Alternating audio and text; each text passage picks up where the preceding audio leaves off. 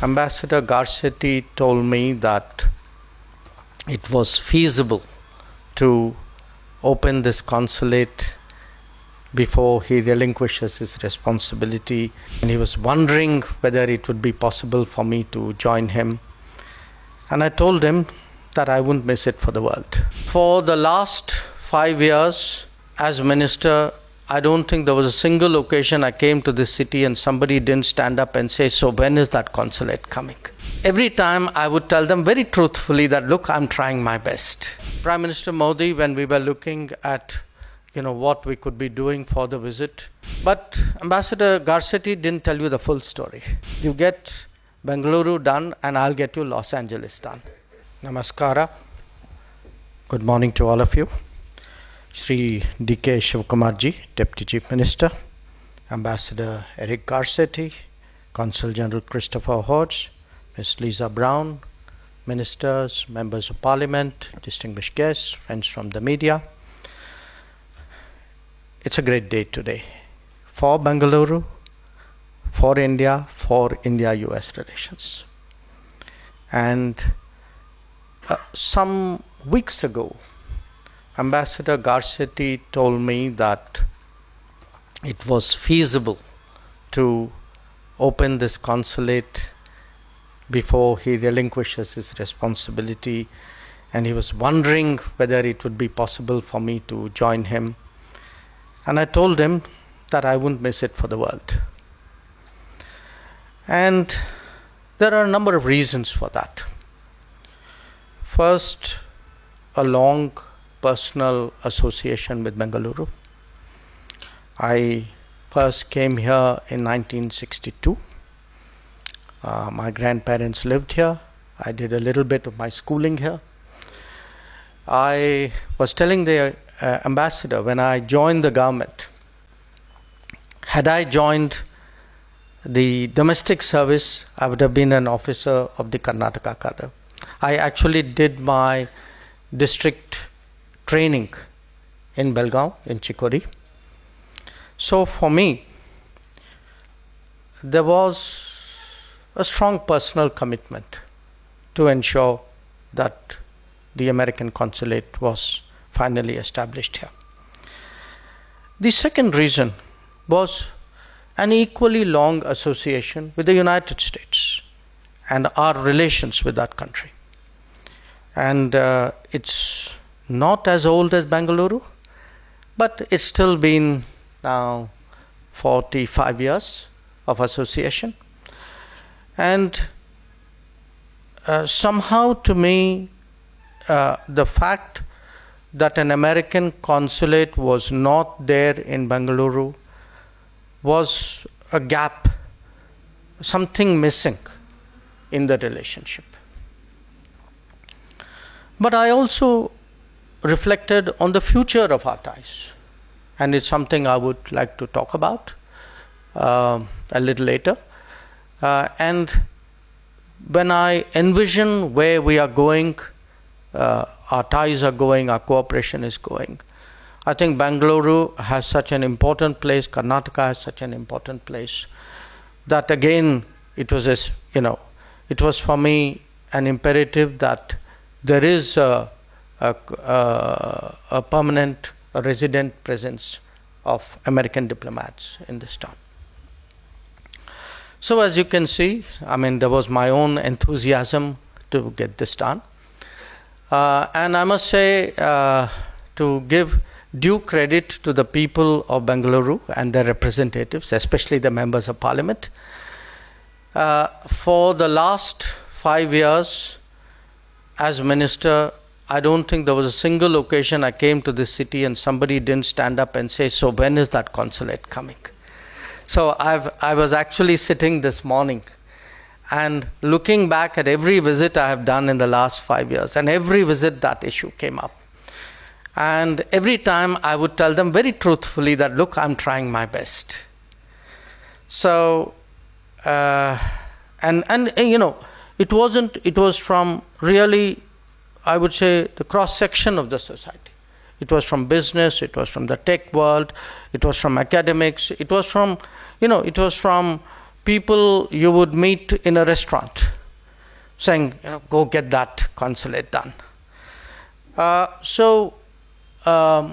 think it has been something long in waiting, one which I believe Bengaluru more than legitimately deserved and expected. But what happened in 2023, as Ambassador Garcetti said, was we were preparing for a Prime Minister's visit, and we had just, I think, finished Secretary Blinken's visit, if my memory serves me right. And Prime Minister Modi, when we were looking at what we could be doing for the visit, actually brought up this issue and said, well, I really think people need to get this consulate done. But Ambassador Garcetti didn't tell you the full story. So I told him, you get Bengaluru done and I'll get you Los Angeles done. And which is his hometown. So we will be opening our consulate in Los Angeles also fairly soon. Now, a consulate serves many purposes. Obviously, a big part of it is to facilitate travel.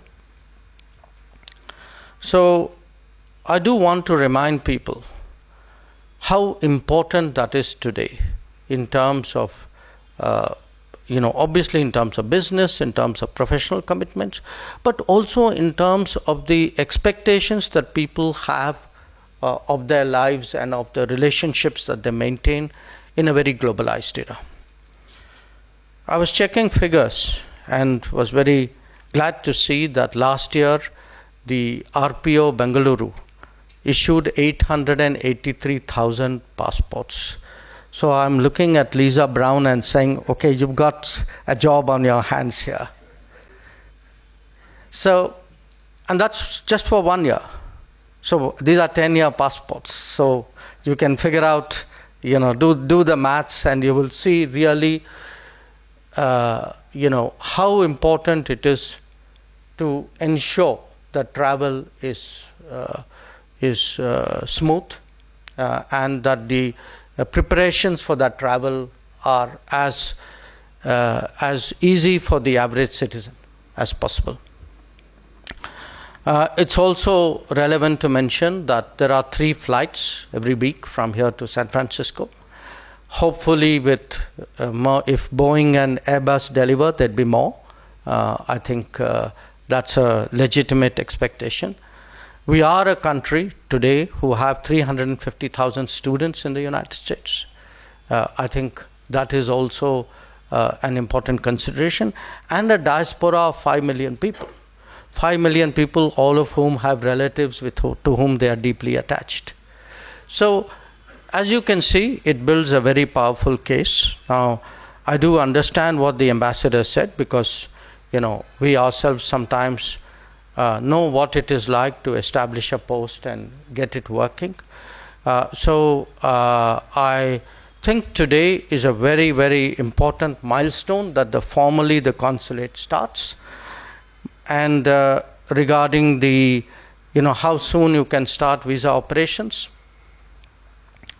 I just realized that this was my talking point number 1 with Secretary Rubio when I go and see him. So the sooner we get it done, the better it is. But let me conclude finally by saying a few words about the future of our ties and the importance of Bengaluru and Karnataka to it. Today, when we look, at all the possibilities before us, in an era of AI, of EVs, of space, of drones, I think and of bio, and it's today our relationship will be heavily based on technology, even more so than before. It will have a much bigger space component, because the space domain is actually just beginning to open up, and there are so many possibilities out there. Defense is an absolutely crucial area. I mean, 2 decades ago, There were virtually no American weapons in our inventory, very little defense collaboration.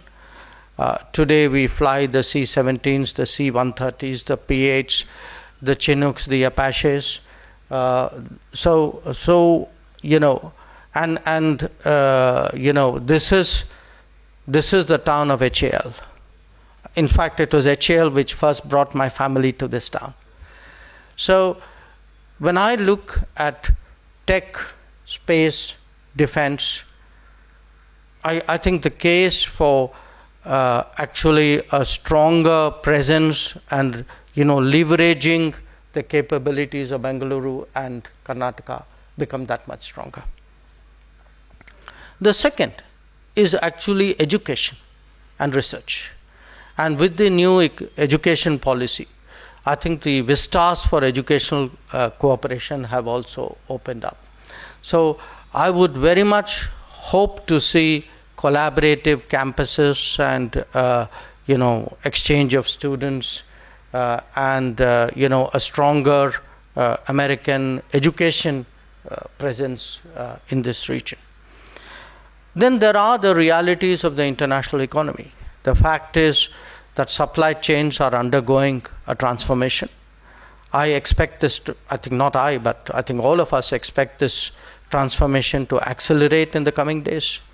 And as that happens, along with it on the digital side, there is a much greater emphasis on trust and transparency. So today, trusted supply chains will really become key to strategic partnerships. And there, I see a great future for India and the United States, and I think in that future, obviously, Bengaluru will also have a salient part. So, in many ways today, I think the formal opening of this consulate is one more sign that we are overcoming the hesitations of history. I do believe today it is within our grasp, within the realm of possibility, that we realize more fully the potential of India-US relations. I think to realize that potential, it is important that Bengaluru too realize its potential in the relationship. And finally, I am given to understand that this is the 12th foreign consulate in the city. So welcome to the first dozen. But in, you know, as a country today, we are encouraging the opening of more embassies in the capital. It's part of our deeper engagement with the world. But along with that, we are also encouraging more embassies to open consulates. So while today it is a very important event for which I'm here, I do hope that there'll be more occasions where more countries will open more consulates in Bengaluru. I think it would serve India's interests, Karnataka's interests, Bengaluru's interests better. So once again, really congratulations. Congratulations to you, Ambassador, to your whole team. Congratulations to the state government, to the Deputy Chief Minister, to the team. Congratulations to the people of Bengaluru, to Karnataka, to the representatives, to all those who pushed for this, waited for this day. And I'm glad today that I'm here to join that.